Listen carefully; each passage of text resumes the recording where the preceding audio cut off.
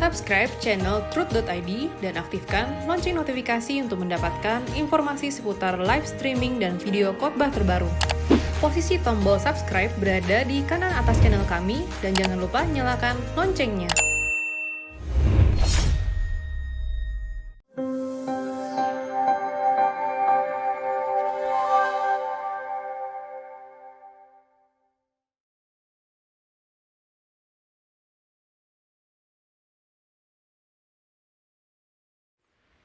Kita lanjutkan saudara pembahasan kita.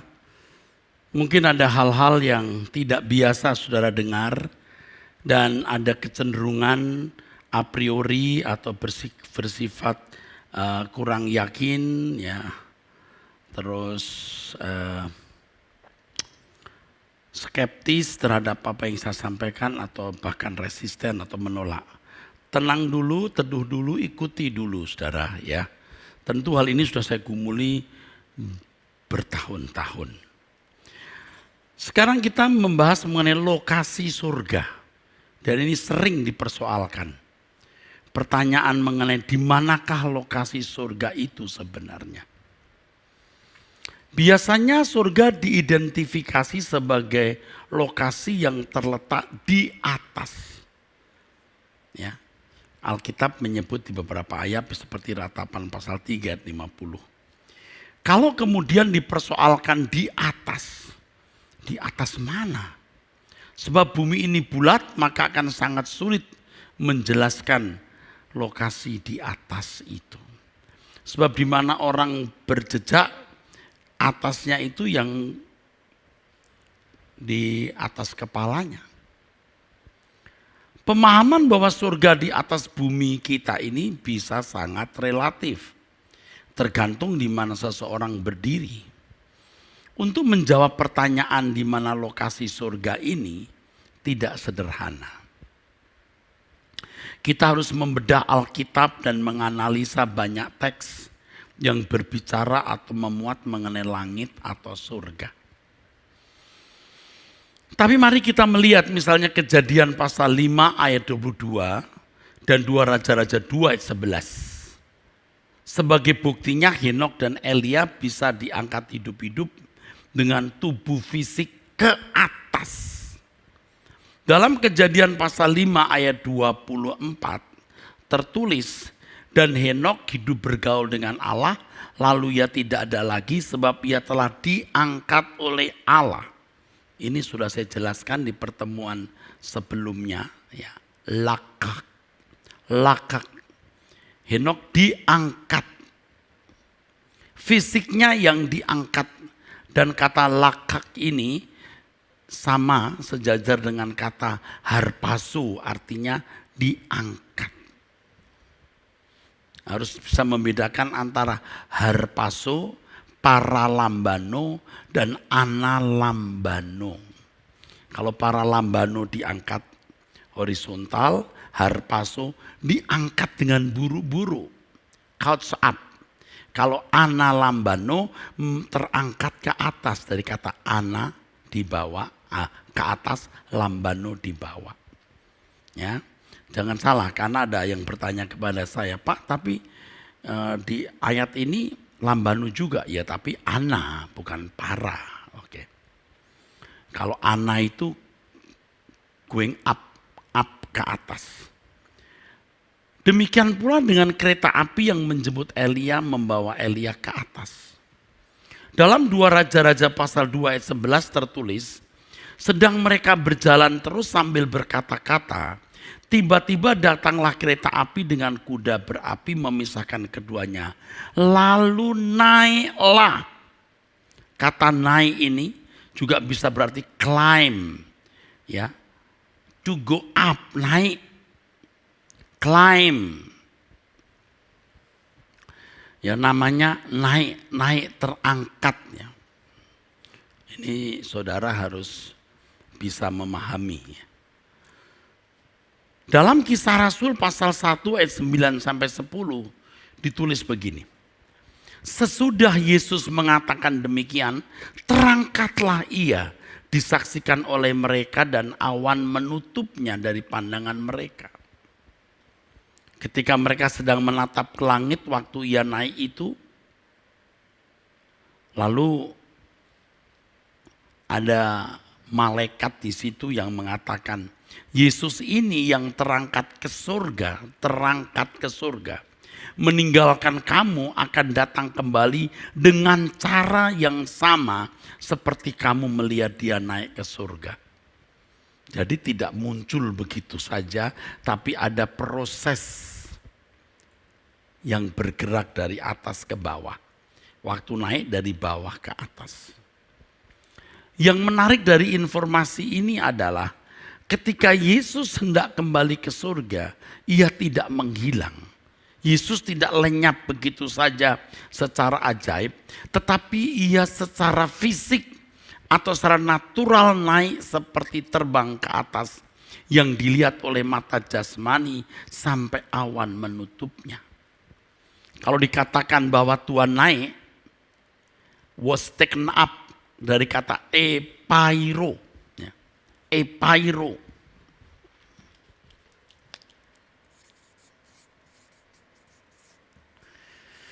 Epairo.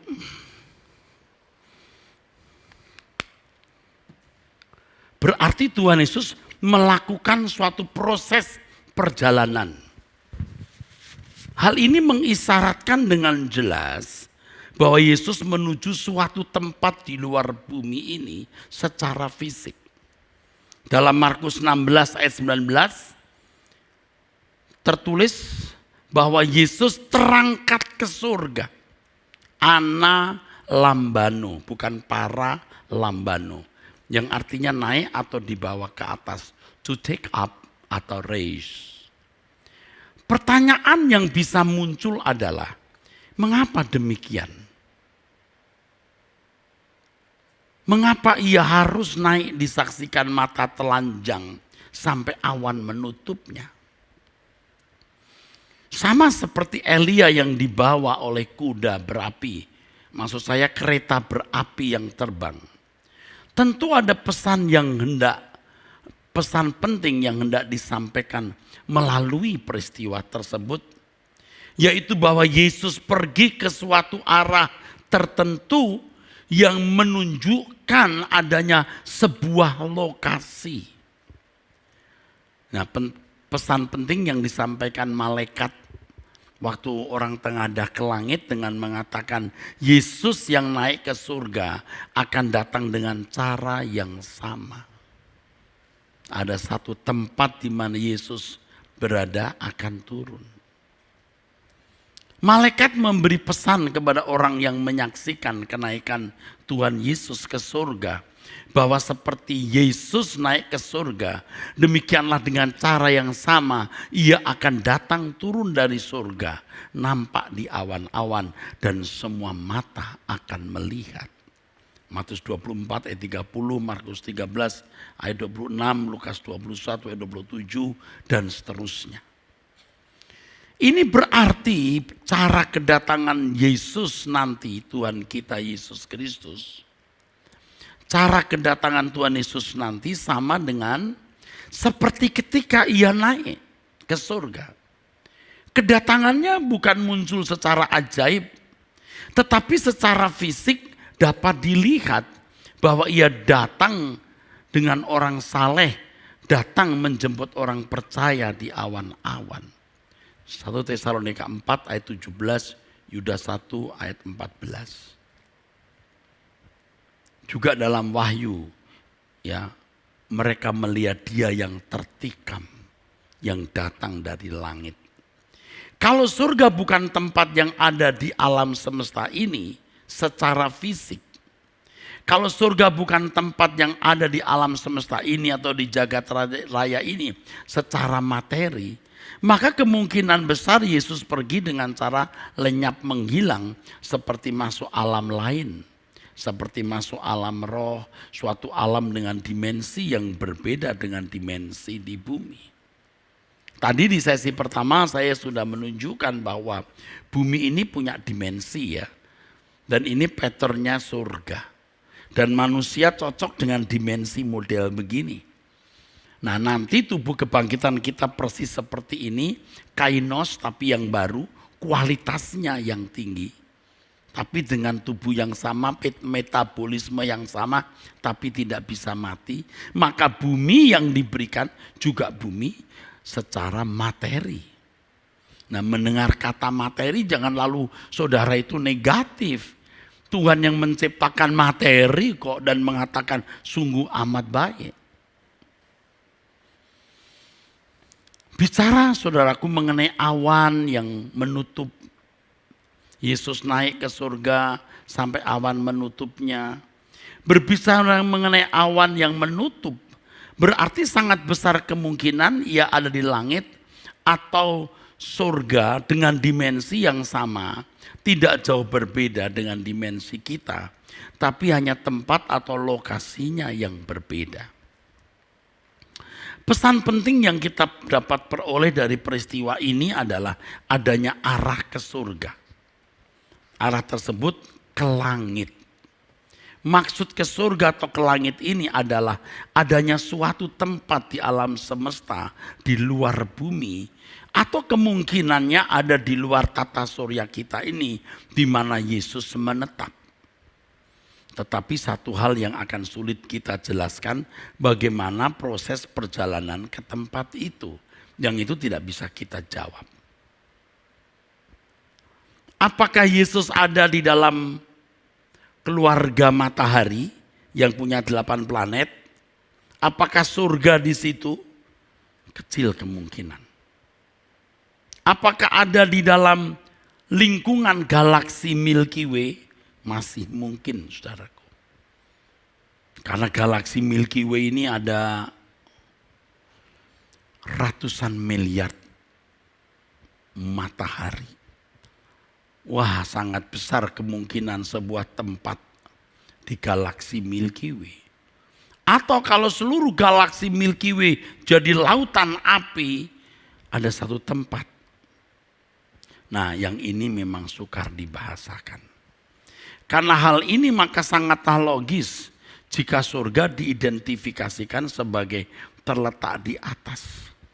Di atas di sini mempunyai pengertian ada di luar bumi. Kita atau bisa juga maksud saya di luar bumi kita atau juga di luar galaksi kita. Kejadian kenaikan Yesus ke surga itu bukan penglihatan loh saudara, bukan mimpi loh. Tapi sebuah realitas fisik. Ketika mereka melihat athenizontes.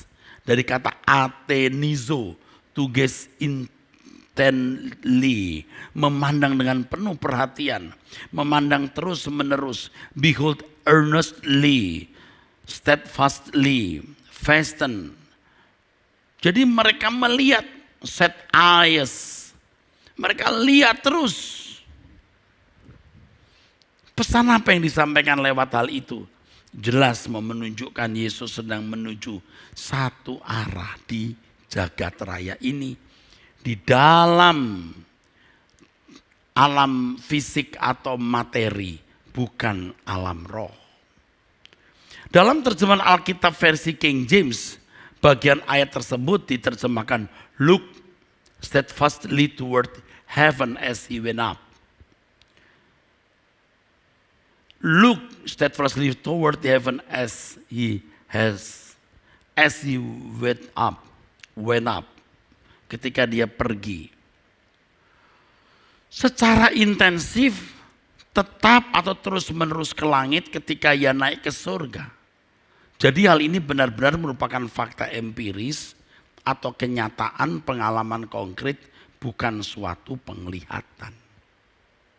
Ayo saudara pelan-pelan dipahami ya. Dipahami.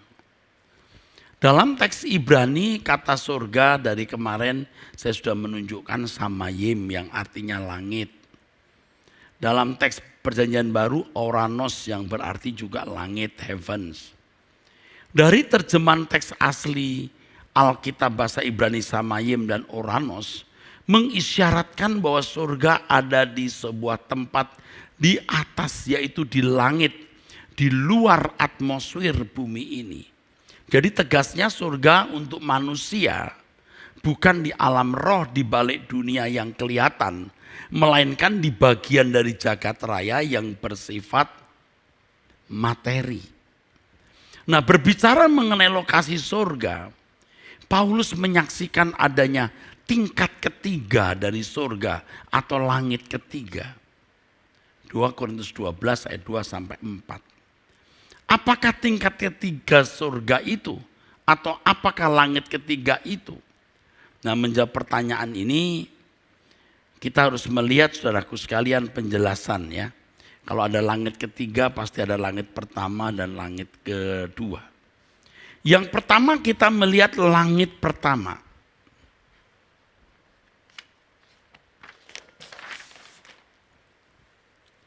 Ada langit pertama.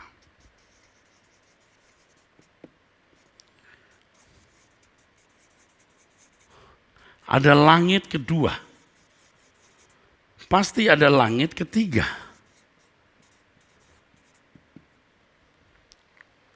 Langit pertama kemungkinan menunjuk langit di sekitar bumi, di mana masih dalam jangkauan manusia dan hewan. Seperti burung-burung dalam Kejadian pasal 1 ayat 26 ya.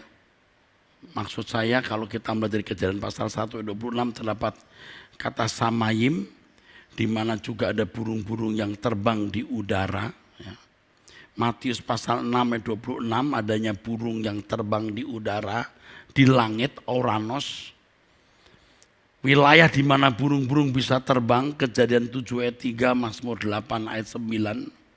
Ini berarti langit pertama adalah langit di atas bumi ini yang masih merupakan di mana ada atmosfer. Ada atmosfer. Atmosfer adalah lapisan gas yang melingkupi bumi. Menurut ahli, ya, para ahli mengukur bahwa lapisan atmosfer bumi kita ini kira-kira bisa setinggi ya, ribuan kilometer ya, atau lebih di atas permukaan bumi. Langit ini lebih sering diterjemahkan sky dalam terjemahan bahasa Inggris. Jadi bumi kita ini ada lapisan atmosfer.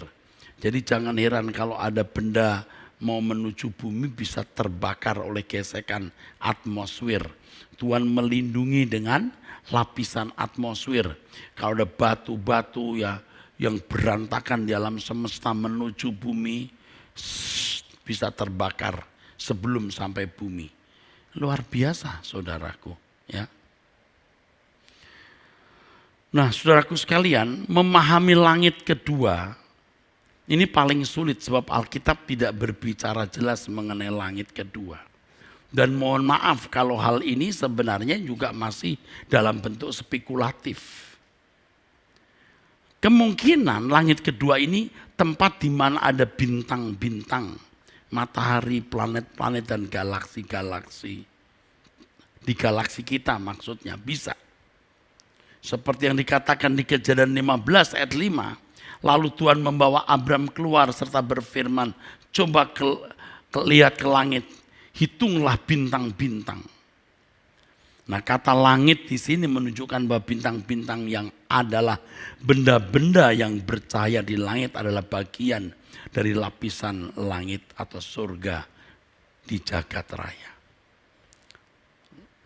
Langit kedua kemungkinan juga bisa menunjuk sebuah lapisan langit yang menjadi tempat kuasa kegelapan bertahta. Tetapi ini tidak bisa dipastikan dan kita tidak boleh memastikan apa yang tidak pasti. Ulangan 17 ayat ketiga mengatakan, dan yang pergi beribadah kepada Allah lain dan sujud menyembah kepadanya atau kepada matahari atau bulan atau segenap tentara langit. Nah, ini juga ada Saba Samayim. Saba Samayim. Apakah ini di langit kedua? Masih bertalian dengan langit kedua, Tuhan Yesus menyebut adanya kuasa-kuasa langit dalam Matius 24 ayat 29. Segera sesudah siksaan pada masa itu matahari akan menjadi gelap dan bulan tidak bercahaya dan bintang-bintang akan berjatuhan dari langit. Nah, apakah ini langit yang kedua? Bisa saja ya. Dunameiston auranon. Ya. Dunameiston auranon. Ini kuasa-kuasa langit, saudara. Dunameiston auranon. Kuasa-kuasa langit memang lebih dekat, berarti secara natural adalah kekuatan dari hukum alam. Tapi juga tidak tertutup kemungkinan menunjuk adanya kekuatan supranatural di langit kedua. Ada pula yang memandang bahwa langit kedua adalah ruang angkasa di luar atmosfer bumi. Tempat matahari, bulan, dan benda-benda langit dan awan-awan. Tentu pandangan ini juga berdasarkan beberapa ayat Alkitab, ya. Kejadian 2 ayat 19, Kejadian 7 ayat 7, Mazmur 8 ayat 8, dan banyak lagi. Sekali lagi untuk langit kedua terus terang kita tidak berani memastikan bagaimana, ya. Tetapi langit ketiga ini pasti adalah surga. Disebut sebagai langit ketiga menunjuk tempat yang terbaik dan tertinggi, saudaraku sekalian, ya. Terbaik dan tertinggi. Orang-orang Yahudi memandang angka 3 adalah angka sempurna. Kemungkinan besar di sini tempat tahta Allah yang dilihat oleh Paulus,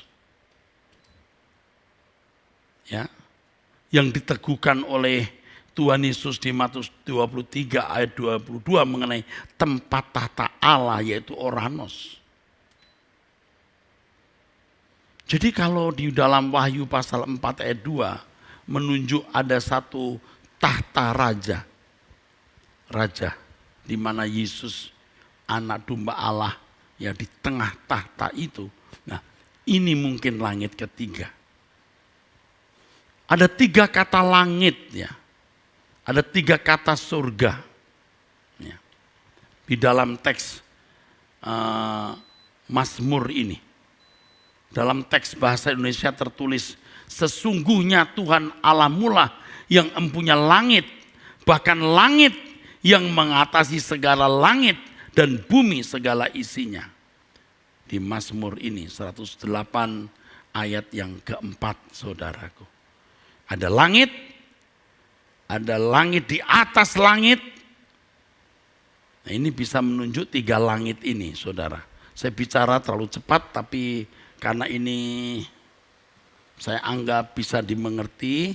Ini atmosfer, di atmosfer kita ini bisa menunjuk bintang-bintang, tapi juga ada unsur di sini, unsur tempat kuasa gelap. Tapi ini masih merupakan spekulasi. Tetapi yang ketiga ini tempat tahta Allah. Tahta Allah. Yang penting itu. Nanti kalau saudara sudah membaca bukunya, saya kira bisa lebih lengkap ya dengan ayat-ayatnya. Jadi 2 Korintus 12 ayat 1 sampai 4 kemungkinan yang dimaksud dengan langit itu adalah langit di surga ini, saudaraku, ya. Sekarang saya mau kasih gambar ya, saudaraku. Jadi kalau ini bumi, langit pertama itu di sini, di mana masih ada dalam lingkungan atmosfer bumi. Kalau ada benda masuk ke sini terbakar sebelum menimpa bumi. Lalu langit kedua bisa di sini, ada banyak bintang dan planet-planet. Lalu ada orang yang mempertimbangkan bahwa di sini mungkin tempat juga kuasa kegelapan, tapi itu spekulasi. Lalu ada langit ketiga. Ini tahta Allah. Masalahnya seperti yang saya kemukakan tadi ketika Yesus naik ke surga. Bagaimana perjalanan Yesus sampai ke surga ini, langit ketiga ini. kita tidak bisa menjawabnya. Tetapi bagi Allah tentu itu bukan sesuatu yang mustahil, bukan sesuatu yang sulit. Kalau Allah adalah Allah. Ya. Jadi di mana letak surga? Di jagat raya. Materi. Nah, orang akan ketawa. Masa surga itu di sebuah planet? Seandainya iya, apa keberatanmu? Kalau bumi ada di sini, nggak kelihatan ya. Ini matahari di sini. Di sini ada keluarga matahari. Ada ratusan miliar matahari di sini. Ini namanya Milky Way. Milky Way. Ada 200 miliar matahari, satu matahari itu matahari kita di sini. Nggak kelihatan kan? Sengaja dibuat nggak kelihatan. Ya. Di sini ada lagi galaksi, namanya galaksi Andromeda. Di sini ada lagi galaksi, jumlahnya menurut para astronom 2 triliun. Coba, satu galaksi 200 miliar. Nah, surga di mana? Pasti ada di sebuah tempat di alam semesta yang tidak terbatas. Bukan alam roh, tapi alam fisik. Jadi kalau di dalam berita-berita sains dari NASA bahwa ada planet yang kemungkinan makhluk manusia dan hewan bisa hidup, ya tidak heran, memang ada satu planet pasti yang Tuhan Yesus telah buat, ciptakan dan siapkan untuk kita dan membawa kita ke sana. Dan itu yang namanya surga. Ya, surga kita, surga manusia. Nanti Bapak Ibu akan bisa mengerti ada surga manusia, ada surga Allah. Tetapi semua di dalam kehadiran Allah. Kalau surga Allah ini tentu adalah tahtanya. Nanti ada Yerusalem baru dan ini adalah wilayah-wilayah yang tidak terbatas di mana masyarakat surga berdiam dan mengembangkan kehidupan tiada batas. Anda kalau melihat jumlahnya galaksi yang bertriliun-triliun dan setiap galaksi punya ratusan miliar. Duh saudara, gak kepikir. Tetapi ingat ya, fisik selalu fisik. Kita harus berhati-hati dalam membahas pokok masalah surga. Sebab Alkitab memang terkesan tidak banyak mengungkap rahasia surga. Alkitab juga mengesankan tidak perlu menjelaskan secara terperinci mengenai surga. Sebab surga sudah sangat jelas. Seperti yang tadi saya telah kemukakan. Buku-buku dogmatika Kristen yang hampir-hampir, maksud saya buku-buku dogmatika Kristen hampir-hampir tidak mencantumkan pokok masalah surga di dalamnya. Kalaupun ada yang tidak, kalaupun ada, ditulis sangat pendek dan bias, tidak jelas. Sehingga masalah surga ini menjadi misteri yang tidak terpecahkan. Tapi dengan penjelasan ini jadi terpecahkan. Hanya karena manusia tidak biasa mendengar, bingung. Lalu pikir saya sedang berfantasi.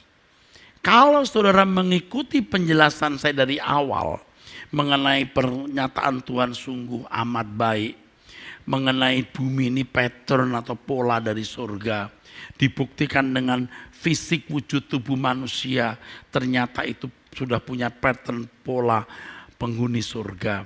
Allah berkata sungguh amat baik, pasti ada parameternya. Ada nilai-nilai estetika yang Allah miliki. Saudara bisa mengerti yang saya katakan. Karena tidak pernah mendengar hal ini, maka memandang ini seperti fantasi. Nah kalau saya tanya kepada surga, menurutmu surga itu apa? Apa? Biasanya orang hanya menang di format. Surga itu sebuah suasana. Entah bagaimana. Iya betul suasana juga, tapi harus tempat juga. Karena tubuh fisik manusia ini sungguh amat baik. Yesus pun ketika bangkit dengan tubuh yang sama, makan minum, terangkat ke surga, kelihatan. Jadi surga itu ya di jagat raya ini, di dalam alam materi ini, saudara. Tetapi karena jaraknya ini luar biasa luasnya, kita tidak bisa menilai, saudaraku. Jarak matahari bumi 150 juta kilometer. Itu 8 menit, saudaraku. Untuk dicapai 150 juta, butuh waktu 8 menit. Nah kalau sampai 700 miliar, hitung saja. Luas dari galaksi-galaksi ini tidak bisa terbayangkan. 1 detik, tek 300.000 kilometer, bus. Waduh, 1 detik, tek 300.000 kilometer. Kalau sampai 700 miliar tahun, gimana kita bisa membayangkan luasnya jagat raya? Anggapan bahwa Alkitab sangat minim memiliki informasi mengenai surga, sehingga tidak ada usaha untuk menggali kekayaan Alkitab, mengakibatkan banyak orang tidak memiliki pengertian surga dengan benar. Dan kesalahan ini telah mengakar dalam diri banyak orang. Ditambah lagi tidak adanya buku yang menulis tentang surga, sehingga pemahaman mengenai surga menjadi miskin. Lebih senang mendengarkan kesaksian-kesaksian. Oh, saya lihat surga begono begini. Dasarnya apa? Memang kalau nanti Anda tanya saya, Pak, di surga itu nanti jembatannya dari apa? Ya saya nggak bisa jawab. Yang saya tahu manusia akan membuat jembatan lagi di sana. Manusia akan membuat rumah-rumah. Manusia akan menikmati pantai yang indah. Manusia akan membuat hutan-hutan menjadi taman-taman yang indah. Dan manusia menikmati hasil karyanya. Dan Allah senang dengan hal itu. Karena itu rancangan awal yang tidak mungkin diubah. Nih dengar baik-baik. Ini Adam dan Hawa. Ingat yang perempuan rambutnya panjang. Oke.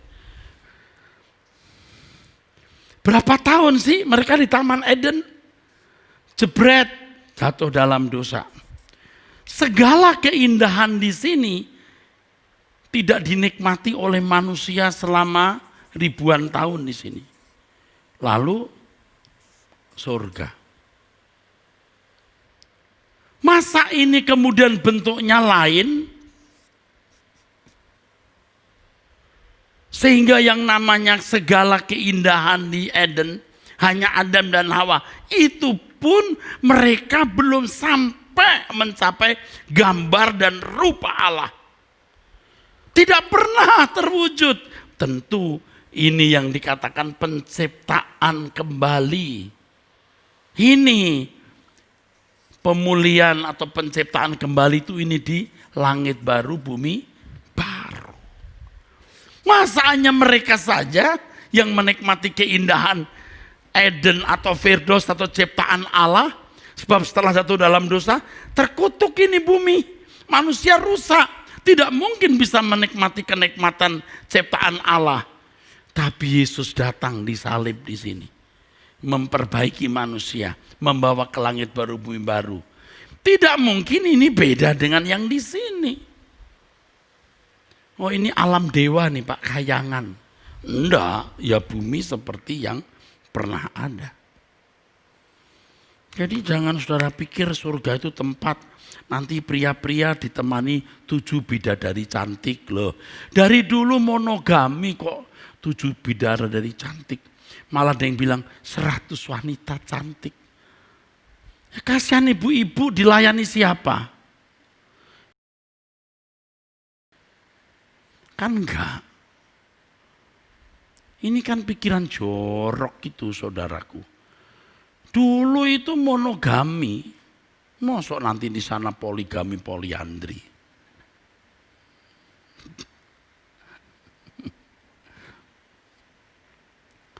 Apalagi kalau orang menggambarkan surga nanti alam roh, Pak. Jeruknya ala roh. Kalau jeruk ala roh itu kulitnya bisa dimakan, Pak. Waduh. Salaknya juga ala roh, Pak. Kulitnya bisa dimakan, bijinya juga bisa dimakan. Capek deh. Apalagi rambutan, rambutnya pun dimakan.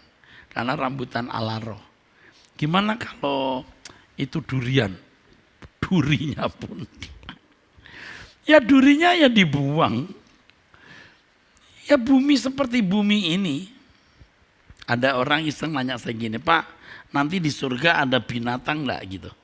Saya pernah membaca bukunya almarhum Dr. Billy Graham. Seingat saya pernah dia tulis, nanti di sana binatang piaraan itu ada. Seingat saya dia tulis itu.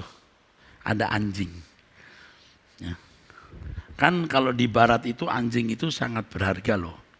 Ada yang dihargai gitu maksudnya. Waktu meninggal itu buat pemakaman. Jadi bikin acara pemakaman di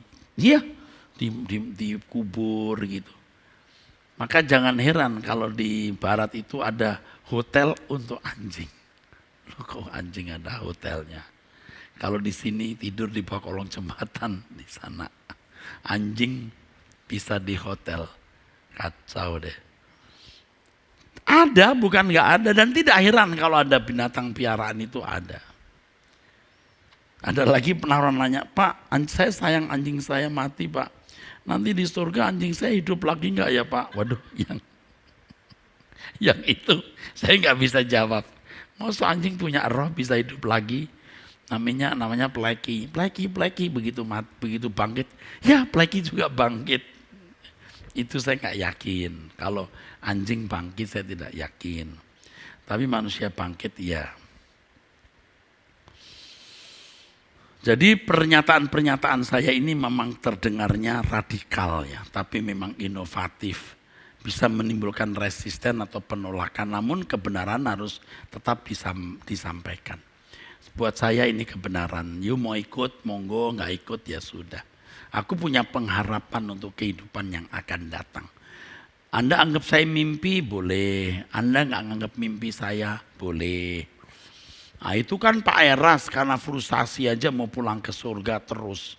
Sebenarnya kalau saya melihat ke pencapaian atau achievement hidup saya bukan orang gagal saudara.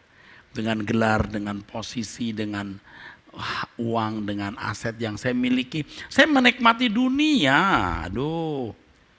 Bisa, tapi saya nggak pilih itu. Saya pilih pulang. Saya pilih pulang ke surga. Ya. Jadi bukan karena saya di sini lagi putus asa, enggak. Memang surga itu rumah kita. Memang surga itu rumah kita, bukan tempat pembuangan yang nyaman. Tujuan kita. Jadi kebenaran mengenai surga yang saya paparkan ini adalah kebenaran yang harus diterima dengan hati lapang. Tidak bersikap skeptis. Ya terus harus dalam pimpinan Roh Kudus. Surga bukan alam roh atau semacam dunia maya, alam fisik.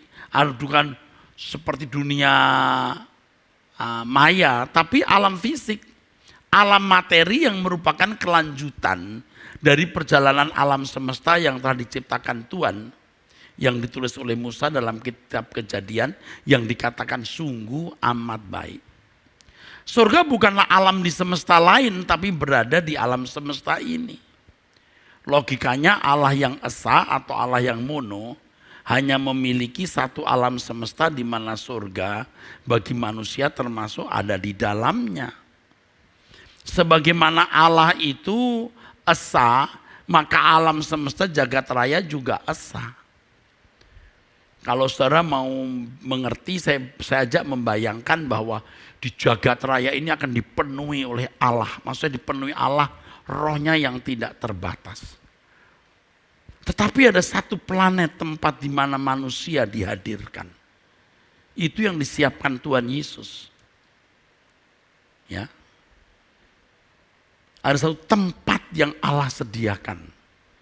Nah, di sanalah Tuhan kita Yesus Kristus bertahta di ibu kota yang disebut Yerusalem baru. Hal ini akan menggiring kita kepada keyakinan terhadap keesaan Allah. Bahwa di alam semesta, di jagat raya ini tidak ada Allah lain, hanya Dia. Tidak ada alam semesta jagat raya lain dengan Allah yang lain, Elohim yang berbeda. Jika ada semesta yang lain, kemungkinan besar ada makhluk lain dengan hukum-hukumnya yang berbeda dengan hukum jagat raya ini. Padahal Allah ini esa, dan memang Allah ini esa. Semesta ini hanya memiliki satu Allah, yaitu Allah Bapa satu-satunya. Allah yang benar, dan putra tunggalnya yang menjadi Tuhan, menjadi Raja yang akan memerintah jagat raya ini. Jadi tidak ada jagat raya yang lain dengan Allah yang berbeda. Nah, banyak orang memiliki pemahaman yang keliru tentang surga. Surga dipahami alam roh. Segala sesuatu sangat berbeda dengan dunia nyata kita hari ini. Jadi surga itu dipandang sebagai alam rohani. Saya bersyukur kepada Tuhan, luar biasa Alkitab dengan kisah Henok Elia yang diangkat. Itu jelas pesan yang mau disampaikan bahwa surga itu alam fisik. Cuman saya tidak berani bicara karena memang tidak jelas bagaimana skema mekanisme kehidupan di surga itu. Yang kedua, apakah surga yang nanti kita tempati satu surga dengan tahta anak domba Allah, atau ada surga lain di sekitarnya? Tapi itu tidak penting. Yang penting Allah hadir di tengah-tengah umat. Jadi kalau roh itu atau tubuh maya itu tidak bersentuhan dengan alam, Tuhan Yesus menunjukkan bahwa tubuh kebangkitannya itu adalah fisik seperti manusia yang hidup, bukan berbentuk roh atau semacam tubuh roh. Yesus berkata, karena hantu tidak ada daging, hantu itu pneuma. Teks aslinya semestinya roh. Karena pneuma tidak ada daging dan tulangnya, seperti yang kamu lihat ada padaku, karena aku punya daging, punya tulang, raba dan pegang ini. Tuhan menegaskan bahwa ia tidak mengenakan tubuh roh, tapi fisik. Hal ini langsung tegas menunjuk bahwa surga dihuni oleh makhluk surgawi yang bersifat mistik, yang bersifat fisik atau materi, bukan mistik ya. Jadi ketika Yesus berkata, aku bukan pneuma, aku bukan hantu. Dia berkata di Lukas 24 ayat 39, dia berkata, Thomas, pegang ini, aku bukan roh, aku berdaging. Ini berarti langsung menjelaskan kepada kita bahwa makhluk surgawi seperti Yesus itu fisik atau materi.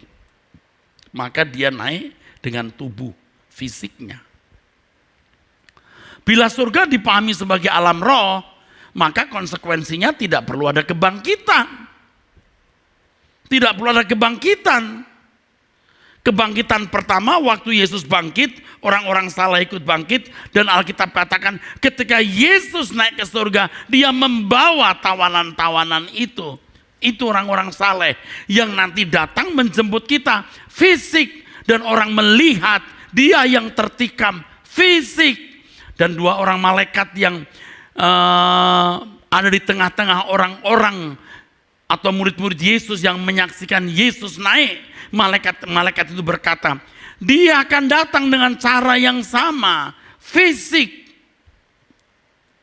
Kalau manusia tidak perlu dibangkitkan, sebab dengan tubuh maya atau tubuh roh manusia dapat menghuni surga, maka Henok, Elia, Musa tidak perlu pindah ke sana waktu itu. Wah, itu luar biasa. Saudara yang mau percaya, monggo, ayo. Yang tidak mau silahkan. Kalau saya percaya, maka hidup saya bersemangat hari ini. Saya optimis, aku mau pulang ke surga. Di sana rumahku. Aku akan pakai tubuh kebangkitan lagi. Tubuhku ini, kepalaku ini, lihat nih rambutku mulai rontok. Putih rontok, gigiku juga rontok. Aku keriput, sakit-sakitan, dan mati. Tetapi di sana ada kehidupan kekal. Itu kebahagiaan. Saya baru menjawab pertanyaan tadi. Ada seorang yang masih terbilang muda tapi kena kanker payudara. Dia berkata, sejak saya mendengar khotbah Om Era saya tidak takut meninggal. Bagus. Tapi saya harap dia tidak meninggal dengan usia muda itu. Tapi kalaupun meninggal tidak masalah. Dia akan punya tubuh kebangkitan, ada punya tubuh baru yang tidak bisa mati. Saudara yang sehat-sehat itu nggak mikir betapa menderitanya orang kalau kena lupus, kena leukemia, lalu kena berbagai penyakit.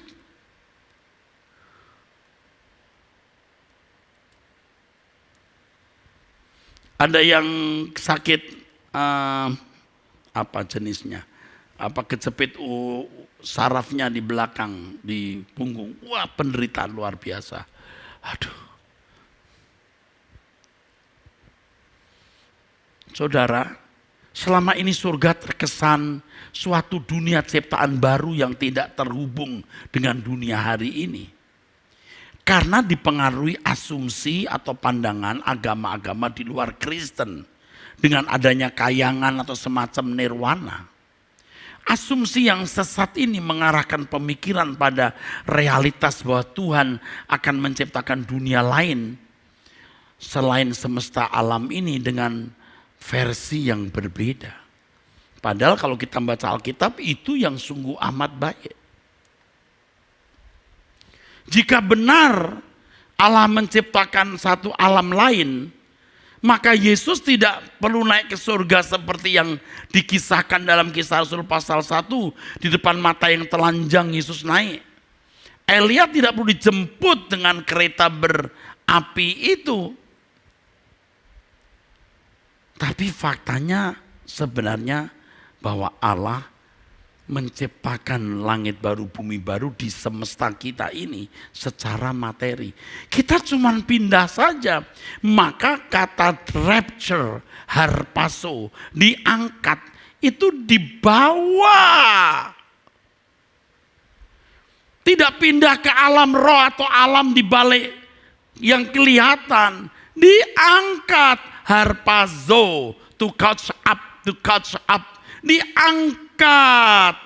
Seperti Henok yang halak, yang berjalan dengan Allah, lalu lakak, diangkat. Dan Yesus berjanji menyediakan tempat bagi kita, setelah itu Ia akan datang dan menjemput kita supaya di mana kita ada, di mana Dia ada, kita ada. Kok dijemput? Untuk menunjukkan kehadirannya secara fisik dan membawa kita ke surga yang materi atau fisik itu. Bila surga adalah alam roh, maka surga adalah suatu keadaan misteri yang tak dapat dimengerti sama sekali oleh pikiran kita. Sebuah dunia dengan dimensi yang berbeda sama sekali dengan dimensi kita hari ini. Wah, itu berarti misteri, saudaraku. Jika demikian Tuhan bersikap licik kalau begitu. Membawa kita ke alam yang kita tidak dapat mengerti. Dan sangat kemungkinan juga alam yang tak dapat kita nikmati. Karena yang bisa kita mengerti, kita nikmati alam seperti ini. Tuhan tidak demikian. Allah tidak memiliki karakter seperti itu.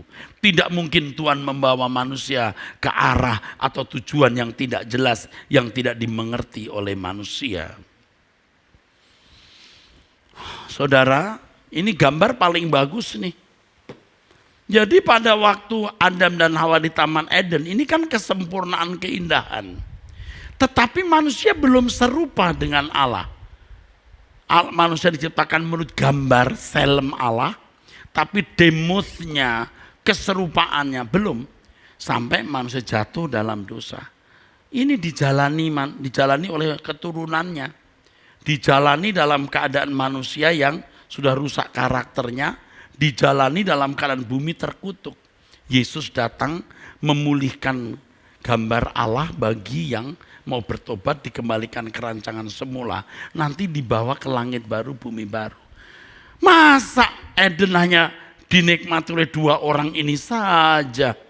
Pasti Allah sediakan bumi seperti rancangan semula. Karena manusianya pun dikembalikan ke rancangan semula. Buminya pun juga harus sesuai dengan rancangan semula. sungguh amat baik. Yakin saudaraku, harus yakin kita menikmati keindahan surga itu. Jadi kalau kita mengatakan bahwa aku ke sana, ajar aku setia, mengerti semua maksud dan jalanmu. Tak ku ingini lagi indahnya dunia ini, karena ku yakin yang kau sediakan sempurna. Bawa aku ke sana, ajar aku setia, mengerti semua maksud dan jalanmu.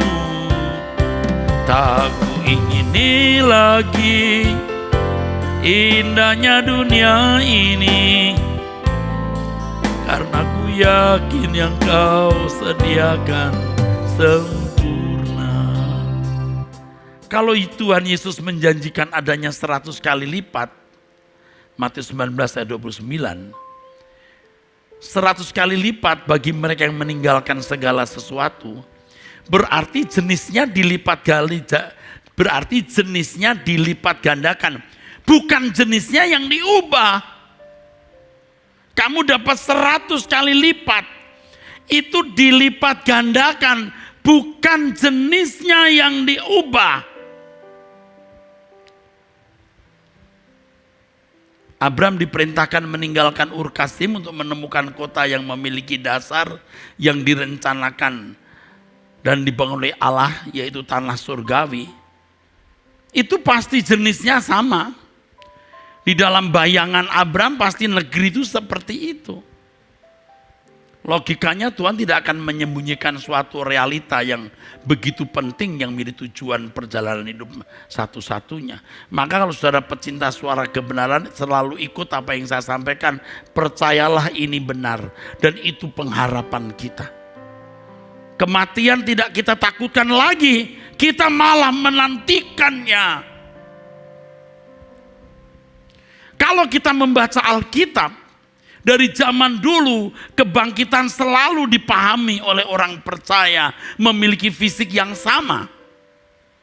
Dan mereka tidak ragu-ragu adanya fisik yang sama, berkeberadaan tubuh fisik yang sama seperti fisik yang dikenakan oleh Tuhan Yesus. Dan Alkitab berkata kita akan mengenakan tubuh seperti tubuh kemuliaan Yesus yang adalah yang sulung. Nah nanti kalau saya memiliki kesempatan ceramah mengenai tubuh kebangkitan atau kebangkitan orang mati, detail kita pelajari hal itu.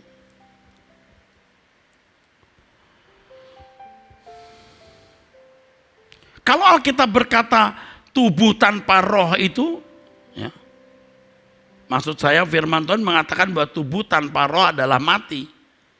Roh dan tubuh itu suatu kesatuan. Tentu tidak bisa dikatakan sebagai manusia hidup kalau hanya roh saja. Harus tubuh plus roh.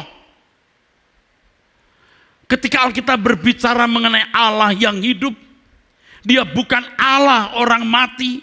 Percakapan Yesus dengan orang Saduki yang tidak percaya kebangkitan. Yesus berkata dia bukan Allah orang mati tapi Allah orang hidup. Artinya Allah orang yang punya Allah dari orang-orang yang punya tubuh dan roh. Dan kalau punya tubuh dan roh, dia perlu makan, dia perlu kehidupan, dia perlu sebuah mekanisme hidup seperti manusia di bumi.